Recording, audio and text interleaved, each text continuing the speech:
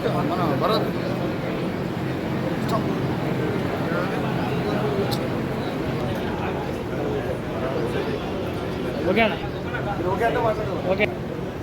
Okay ఇలాంటి పాత్రికేయుల సమావేశానికి ఇచ్చేసినటువంటి ఎలక్ట్రానిక్ మీడియా మరియు ప్రింట్ మీడియాకు కరీంనగర్ జిల్లా బీసీసీఎల్ పక్షాన హృదయపూర్వక ధన్యవాదాలు తెలియజేస్తూ పులి ఆంజనేయులు గౌడ్ జిల్లా కాంగ్రెస్ బీసీసీఎల్ చైర్మన్ నిన్న వేములవాడలో జరిగినటువంటి బహిరంగ సభలో కరీంనగర్ పార్లమెంట్ బీజేపీ అభ్యర్థి బండి సంజయ్ గారిని ఒక సూటి ప్రశ్న అడగదలుచుకున్నాం. కాశీ నుండి కదిలి వచ్చినటువంటి విశ్వేశ్వరుడు అని చెప్పినటువంటి బండి సంజయ్ని జిల్లా బీసీసీఎల్ పక్షాన ఒక ప్రశ్నను మేము సంధిస్తూ ఉన్నాం. కాశీకి సంబంధించినటువంటి ఎంపీ అభ్యర్థి అయ్యి అక్కడ గెలిచినటువంటి మోడీ వేల కోట్ల రూపాయలు కాశీలో అభివృద్ధి చేస్తూ ఉంటే కరీంనగర్ పార్లమెంట్ పరిధిలో గెలిచినటువంటి బండి సంజయ్ ఇప్పటి వరకు ఒక్క రూపాయి కూడా లేకుండా కనీసం సిగ్గు లేకుండా దేవుడు నా దేవుడు అని చెప్పడానికి బండి సంజయ్ కనీసం మతి భ్రమించిందా అని ఈ సందర్భంగా అడుగుతా ఉన్నాం. వేములవాడలో జరిగినటువంటి బహిరంగ సభలో ఒక్కసారి కూడా కమలం పువ్వు గుర్తుకు ఓటేయండి అని ఎక్కడా కూడా ఆయన చెప్పలేదు. కేవలం దేవుడి పేరు మీద మోడీ పేరు మీద మాత్రమే ఇప్పటి వరకు ఓట్లు అడుగుతా ఉన్నాడు. కరీంనగర్కి చేసినటువంటి అభివృద్ధి ఏంటిదో బండి సంజయ్ ఇక్కడ వచ్చి నువ్వు కరీంనగర్ గడ్డ మీద మాట్లాడాలి, నీకు నిజంగా దమ్ముంటే ఎట్లా గెలుస్తామో మేము చూస్తామని సందర్భంగా అడుగుతా ఉన్నాం. వచ్చినటువంటి ప్రధానమంత్రి మోడీ కూడా బండి సంజయ్ గెలుపు ఖాయమైపోయిందని చెప్తా ఉన్నాడు. బండి సంజయ్ గెలుపు ఓట్లకు ముందే ఎట్లా ఖాయమైందో మోడీ గారికి మాత్రమే తెలియాలని మేము జిల్లా బీసీసీఎల్ పక్షాన్ని అడుగుతా ఉన్నాం. 10 సంవత్సరాల పాలనలో ఒక్కసారి కూడా వేములవాడకు రానటువంటి మోడీ ఈరోజు బండి సంజయ్ ఓడిపోతుందని ఇంటెలిజెన్స్ రిపోర్ట్స్ పోతే ఈరోజు వచ్చి వేములవాడలో ప్రెస్ మీట్ బహిరంగ సభలో మాట్లాడడం దేనికి నిదర్శనం అని ఈ సందర్భంగా అడుగుతా ఉన్నాం.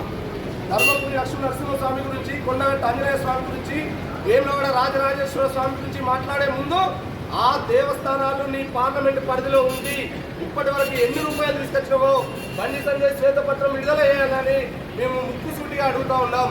ఖచ్చితంగా బండి సంజయ్ ఓటమి ఖాయమైపోయిందని తెలిసి రాను అని చెప్పినప్పటికీ కూడా మోడీ గారిని తీసుకొని వచ్చి దేవుని పేరు మీద రాజకీయం చేస్తున్నావు. నీకు నిజంగా ఏ రకంగా నువ్వు ఈ పార్లమెంట్ పరిధిలో ఓట్లు అడుగుతున్నావో మాకైతే సమజైతే లేదని సందర్భంగా తెలుగుతున్నాం. మాట్లాడుతూ ఇందులో 2-3 ఏదో విషయాలు మాట్లాడి బండి సంజయ్ గారు నీకు నిజంగా లాంగ్వేజ్ ప్రాబ్లం ఉంది. తెల్లారితే ఏ పేపర్లో ఏమొచ్చిందో చెప్పడం కోసం ఇంగ్లీష్ హిందీకి సంబంధించినటువంటి పేపర్ క్లిప్పింగ్లో ఏమొచ్చిందో నీకు తెలియదు. నీకు సహాయకులు చెప్తే మాత్రమే మాట్లాడే నువ్వు అక్కడ మందిని చూసి నమో నమో నమో అనడం కాదు. బండి సంజయ్ గారికి కరీంనగర్కి ఏం చేసిరు? గత 10 సంవత్సరాలుగా బీజేపీ ఇక్కడ అధికారంలో ఉండి, అంటే సెంట్రల్లో అధికారంలో ఉండి రాష్ట్ర అధ్యక్షునిగా పనిచేసిన నువ్వు ఇప్పటి వరకు కరీంనగర్కి ఏం తీసుకొచ్చినావో నీకు చెప్పేంత దమ్ముందా అని అడుగుతా ఉన్నాం. దేవుని పేరు కాదు కమలం పువ్వు పేరు చెప్పి కరీంనగర్ ప్రజలను ఓట్లాడిగా దమ్ముందా నీకు? ఎప్పుడు చూసినా యువకులను రెచ్చగొడుతూ కాలేజీ పిల్లలకు ఎక్కడ పడితే అక్కడ పార్టీల్లాగా ఏర్పాటు చేస్తూ ఇట్లాంటి ఫంక్షన్ హాల్లో మత విద్వేషాలతో రగిలించే నీకు గెలిచే ఛాన్స్ లేదు. కాబట్టి నిజంగా నువ్వు ఈరోజు ఇట్లా మాట్లాడుతున్నావని మేము కాంగ్రెస్ పార్టీ పక్షాన పెద్దలందరం కూడా ఖండిస్తూ ఉన్నాం.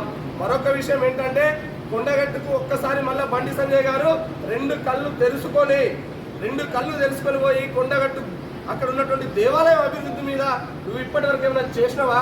కరీంనగర్ జిల్లా పార్లమెంట్ ప్రజలకు చెప్పు.